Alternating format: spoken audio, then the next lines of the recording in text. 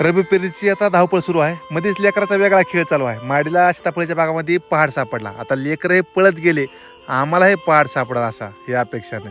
पलीकडं पप्पा आणि भाऊ पेरणीचा आऊज उपायाची तयारी. इकडं मम्मी जे शेंगदाणे खराब आहेत त्याला नेसून बाहेर टाकायला लागली. मग कोमल पण पुन्हा मदतीला आली. सासू सुना मम्मीच्या पावलावर आता कोमल पाऊल टाकत खराब जे शेंगदाणे आहेत ते बाहेर काढायला लागली. लेकरानं खाण्यासाठी हातात घेतले. हे खायचं नसतं कारण ह्याच्यावर साहजिकच औषध फवारलेलं असतंय. लेकरं म्हणले नाही. मग तिथली पण गुंपळ झाली. तिथली म्हणले मी एकटीच तिकडे गेलते, तुम्ही नाही माझ्यासोबत आलात.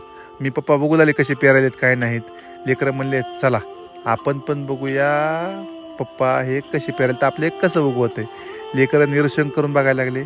चला मम्मी पप्पा वरील शेतकरी, आम्ही थोडे का होईना शेतकरी, बघून प्रयत्न करू आम्ही तसं व्हायचं. चला आयुष्यामध्ये काहीतरी शिकायसारखं. ओके, धन्यवाद.